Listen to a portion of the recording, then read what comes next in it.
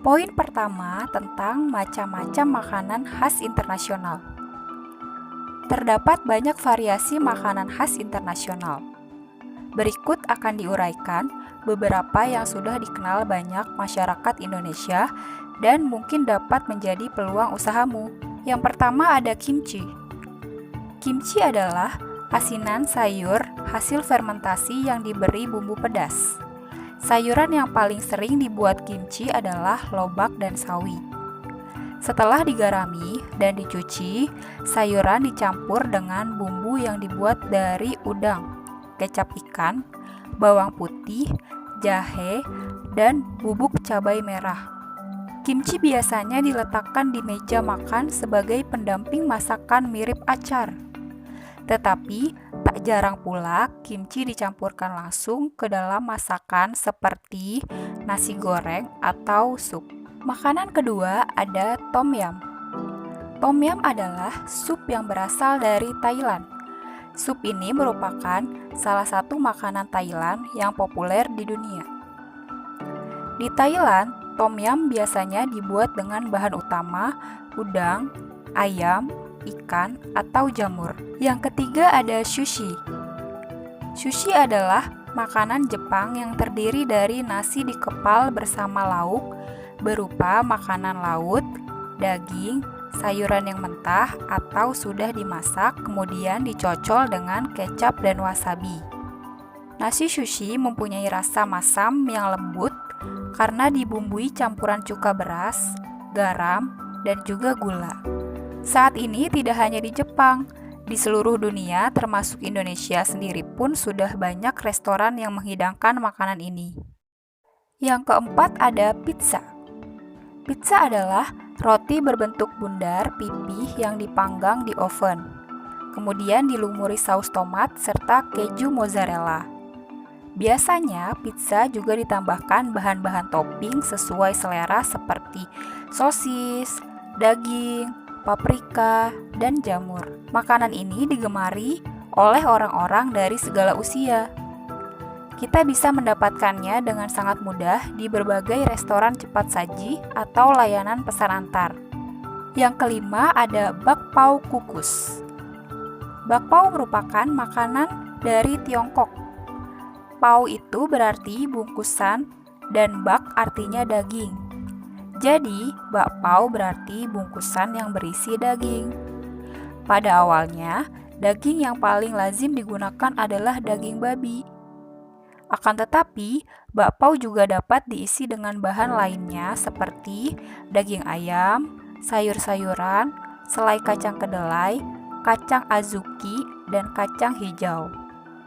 Kulitnya sendiri dibuat dari adonan tepung terigu yang diberi ragi, lalu dikukus sampai matang.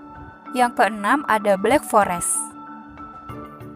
Black Forest merupakan kue khas Jerman yang paling terkenal di dunia. Kue ini terbuat dari bolu coklat yang dilapisi krim segar, serutan coklat, dan buah ceri. Yang ketujuh ada tortilla. Berdasarkan ilmu asal kata etimologi, kata tortilla berasal dari kata torta, yang berarti sebuah kue bundar.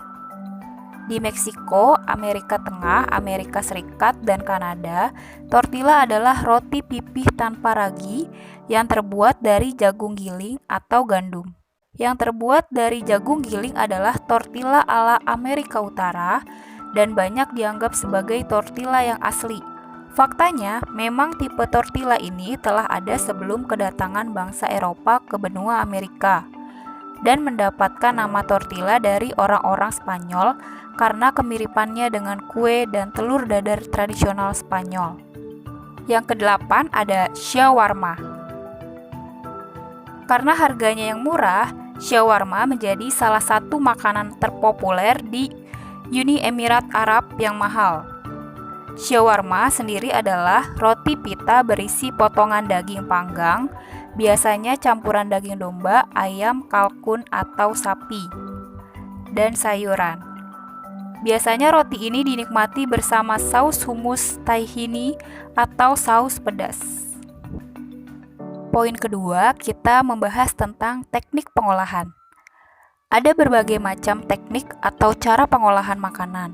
Adapun teknik dasar pengolahan makanan dapat dibedakan menjadi dua, yaitu teknik pengolahan makanan panas basah dan teknik pengolahan panas kering. Yang pertama, kita akan bahas tentang teknik pengolahan makanan panas basah. Teknik pengolahan makanan basah adalah pengolahan makanan dengan bantuan cairan.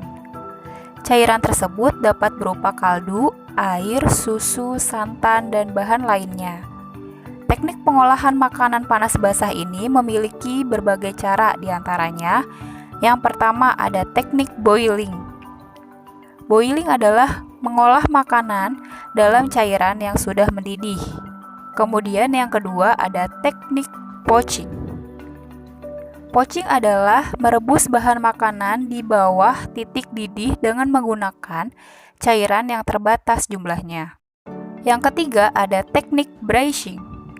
Braising adalah teknik merebus bahan makanan dengan cairan sedikit, kira-kira setengah dari bahan yang akan direbus dalam panci penutup dan api kecil secara perlahan-lahan. Yang keempat ada teknik stewing. Stewing adalah mengolah bahan makanan yang terlebih dahulu ditumis bumbunya dan direbus dengan cairan yang berbumbu dengan api sedang. Pada proses stewing ini, cairan yang dipakai antara lain susu, santan, dan kaldu. Cairan dapat dikentalkan sebelum atau selama proses stewing berlangsung. Dalam pemberian garam sebaiknya dimasukkan pada akhir stewing karena dalam daging dan sayur sudah terkandung garam. Yang kelima, steaming. Steaming adalah memasak bahan makanan dengan uap air mendidih. Teknik ini biasa dikenal sebagai mengukus. Bahan makanan diletakkan pada steamer atau pengukus, kemudian uap air panas akan mengalir ke sekeliling bahan makanan yang sedang dikukus. Kemudian teknik yang kedua ada teknik pengolahan panas kering. Pengolahan panas kering adalah teknik mengolah makanan tanpa bantuan cairan. Ada beberapa teknik pengolahan panas kering yaitu deep frying, shallow frying, roasting, baking, dan grilling. Yang pertama ada deep frying. Deep frying adalah mengolah makanan dengan menggoreng menggunakan minyak dalam jumlah banyak. Pada teknik ini, yang digoreng betul-betul tenggelam dalam minyak agar diperoleh hasil yang crispy atau kering. Yang kedua, shallow frying. Shallow frying adalah proses menggoreng yang dilakukan dengan cepat dalam minyak goreng yang sedikit. Terdapat dua cara dalam pengolahan shallow frying, yaitu cara pan frying dan sautéing.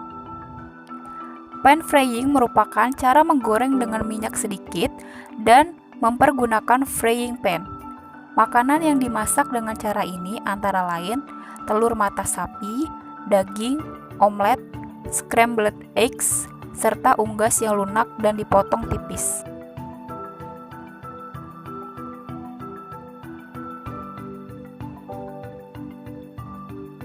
Kemudian kalau sautéing adalah mengolah bahan makanan dengan menggunakan sedikit minyak sambil diaduk dan dilakukan secara cepat. Teknik ini sering dilakukan pada masakan Tiongkok dan dipakai sebagai teknik penyelesaian pada sayuran kontinental. Pada pengolahan sayuran di Indonesia dikenal sebagai oseng-oseng atau tumis. Bahan makanan yang dimasak dengan cara ini antara lain bawang bombay cincang, daging, sayuran, dan bumbu. Yang ketiga ada roasting. Roasting adalah teknik mengolah bahan makanan dengan cara memanggang bahan makanan dalam bentuk besar dengan oven. Sumber panasnya dapat berasal dari kayu bakar, arang, gas, listrik, atau microwave oven. Sewaktu memanggang, sumber panas berasal dari seluruh arah oven. Selama proses memanggang berjalan, harus disiram lemak berulang kali untuk memelihara kelembutan daging dan unggas tersebut. Yang keempat, baking. Baking adalah pengolahan bahan makanan dalam oven dengan panas dari segala arah. Dalam teknik baking ini, Ada yang menggunakan loyang yang berisi air dalam oven, yaitu bahan makanan diletakkan dalam loyang. Contohnya puding karamel dan hot pudding Frankfurt. Yang kelima, grilling. Grilling adalah teknik mengolah makanan di atas lempengan besi panas. Poin ketiga, kita akan bahas tentang jenis dan kegunaan bahan kemas. Tujuan pengemasan adalah untuk yang pertama, mencegah rusaknya nutrisi atau gizi bahan pangan. Yang kedua, menjaga dan menjamin tingkat kesehatan bahan pangan. Yang ketiga, memudahkan distribusi dan pengangkutan bahan pangan. Yang keempat, mendukung perkembangan makanan siap saji.